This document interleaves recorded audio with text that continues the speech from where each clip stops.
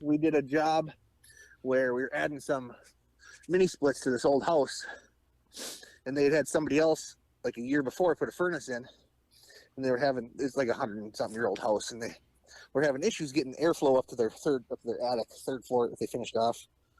And so this guy went and he bought one of them. It was a 10-inch round, you know, the little booster fans with the prop fans that you put in line and duct. Yeah, I know what you're talking about. It was like this is like a 12 by 18 duct.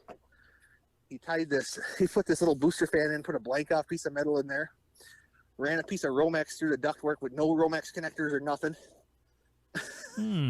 So what, he put was it a round fan inside the duct? Yep. This ductwork is like in a chase that ran up next to the chimney.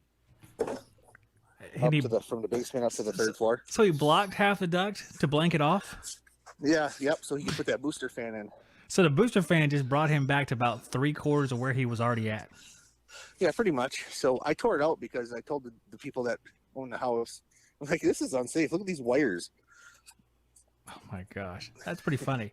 Hey, but it happens all the time for some reason. I don't know because people know it's bad. You know, there's a metal circle here, a rough cut metal circle. I'm going to put this wire with this tiny thin layer around it for protection where it can just jostle against it. It will play Who's the First to Die.